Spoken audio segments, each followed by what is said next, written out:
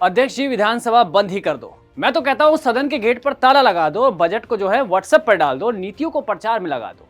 आप भी सोच रहे होंगे कि मैं ऐसा क्यों कह रहा हूं आज, क्योंकि 2 साल बेमिसाल। जय हो भजनलाल। सरकार का दावा है कि भैया हमने 2 साल में 70% काम कर दिए। जब इतने काम हो गए तो फिर सब चकाचक होना चाहिए पूरे राजस्थान में। लेकिन विपक्ष का तो काम है हंगामा करना, और हंगामा ना बरपे इससे पहले विधानसभा में ऐसे नियम लाए जा रहे हैं कि विपक्ष भी हैरान है कि अब सदन में जाएं कि ना जाएं। देखिए, राजस्थान विधानसभा का बजट सत्र 28 जनवरी से शुरू होने जा रहा है।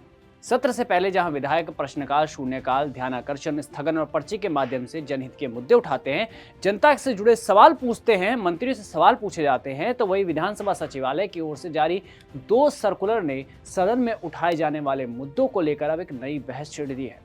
तो पहले आप इस लिस्ट को देखिए, फिर आगे बात करते हैं, क्योंकि लिस्ट ही ऐसी आई है।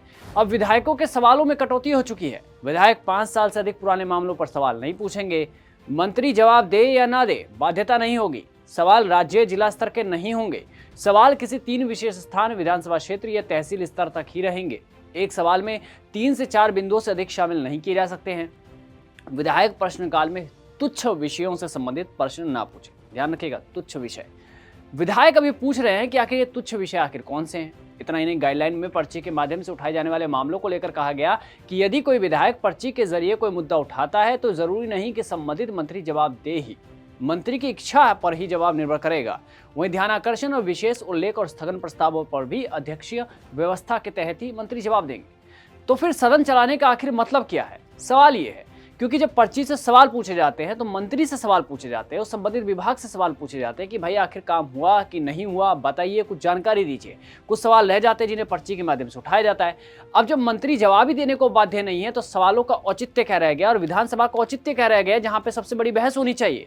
जब सवाल मंत्री जवाब दे ही नहीं सकते तो सवाल पूछने का आखिर मतलब क्या है? वहीं विधायक की तरफ से लगाए जाने वाले मामले में हर तारांकित और अतारांकित सवाल की सीमा 10 तक सीमित की गई है। बता दें कि कुछ सवाल तारांकित होते हैं, कुछ अतारांकित की कैटेगरी में रखे जाते हैं।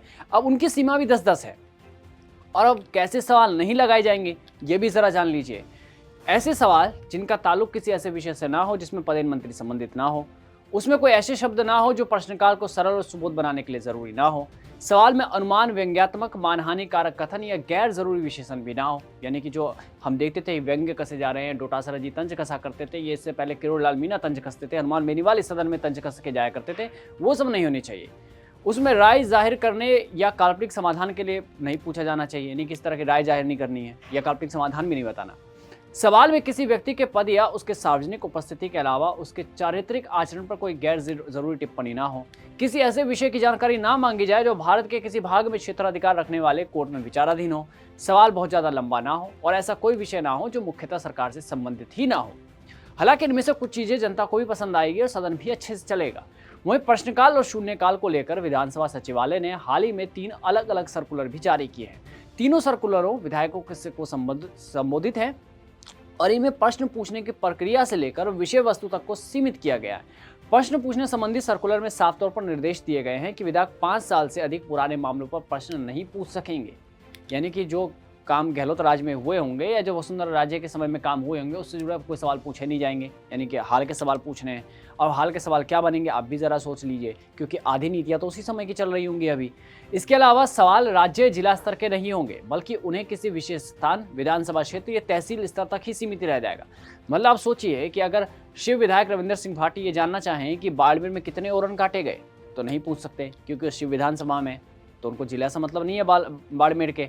इसी तरह अगर बाप पार्टी के कोई पूछे कि पूरे डूंगरपुर का ये कैसे चल रहा है तो नहीं पूछ सकते। जल जीवन मिशन का काम कहाँ तक पहुँचा नहीं पूछ सकते, क्योंकि आपको अपने जिले से सवाल पूछना है, ये कहा गया। अब सर्कुलर में ये भी कहा गया है कि अधिकांश विभागों की योजनाएं, नियम और अन्य जानकारी ऑनलाइन उपलब्ध है, इसलिए इस तरह की सूचनाएं प्रश्नों के माध्यम से नहीं मांगी जाए। अब ये यहाँ पे एक सवाल ये भी बनता है कि जब सवाल जवाब विधानसभा के अंदर होते हैं तब जनता को पता चलता है कि क्या आया क्या नहीं आया। जब विधायक ही चेक कर लेंगे, सांसद ही खुद अपने मतलब लोकसभा में अगर सांसद ही चेक कर लेंगे कि भैया ये जो है विभाग था इसने इतना काम कर दिया है, ये जो विधानसभा क्षेत्र था इसमें इतना काम हो गया है, सवालों की जरूरत नहीं है, तो जनता कब जानेगी? जनता को तो सारी वेबसाइट्स का पता भी नहीं है। साथ ही सार्वजनिक हित से जुड़े प्रश्न भी लगाए जाए, निजी मामलों से संबंधित प्रश्नों से बचा जाए। अब यहाँ निजी मामले कौन से हो सकते हैं? अगर विधानसभा में कोई विधायक बोल रहा है तो जाहिर सी बात है कि जनता की बात कर रहा होगा, इसमें निजी मामला कौन सा आने वाला है?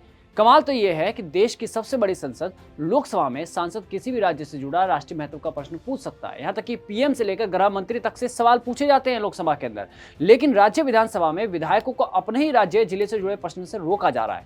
इस तुलना के आधार पर कई विधायक इसे विधानसभा में अपनी भूमिका को सीमित करने के रूप में देख रहे हैं, और देखना भी चाहिए। जब आप अपने जिले से, अपने राज्य से जुड़े सवालों को नहीं पूछ सकते तो फिर क्या ही मतलब बनता है।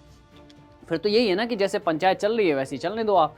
वहीं राजस्थान विधानसभा अध्यक्ष वासुदेव देवनानी ने तुच्छ जो शब्द का इस्तेमाल किया गया था उस पर अपनी दलील दी है कि कोई नया नियम नहीं है, बल्कि लोकसभा और अन्य विधानसभाओं से चला आ रहा पुराना प्रावधान है जो नियमों की किताब में 1956 में मौजूद है। इसका मतलब ऐसे विषयों पर प्रश्न ना पूछना है जो महत्वहीन हो, जिससे सदन की कार्यवाही व्यवस्थित रहे। और ये नियम 15वीं विधानसभा में भी लागू थे, जिसे उन्होंने फिर से बहाल कर दिया।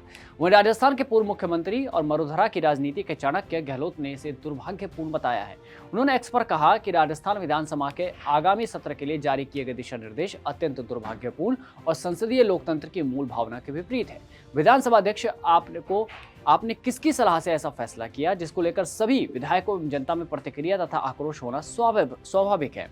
विधायक केवल एक क्षेत्र विशेष का नहीं बल्कि पूरे प्रदेश का ही प्रतिनिधि होता है। उसे राज्य स्तर के नीतिगत विषयों या 5 साल पुराने मामलों पर प्रश्न पूछने से रोकना और मंत्रियों को जवाबदेही देने से छूट देना सदन की गरिमा को कम करने जैसा है। अब विपक्ष भी सवाल उठा रहा है कि जब इतनी पाबंदियां लगाई जाएंगी तो विधानसभा का आखिर औचित्य क्या रह जाएगा। जब मंत्री जवाब देने के लिए बाध्य ना हो, जब सवालों की संख्या लिमिट कर दी जाए, जब सवाल अपने विधानसभा क्षेत्र से आगे ना पूछे जाए, जब ये कहा जाए कि 5 साल से ज़्यादा पुराने मामलों पर सवाल ना पूछे जाए, तो हमारा सवाल ये है कि आखिर ये विधानसभा चलाना ही क्यों है। इस पर ताला लगा देना चाहिए। अब जो बजट सत्र आ रहा है उसको व्हाट्सएप के जरिए आपको भेज देना चाहिए, सोशल मीडिया पर दे देना चाहिए। जनता खुद ब खुद समझ जाएगी कि बजट आ चुका है। इससे ज़्यादा आपको इसका महत्व रह नहीं जाएगा अगर सवाल ही नहीं होंगे। आपकी क्या राय है, कमेंट बॉक्स में ज़रूर बताएं।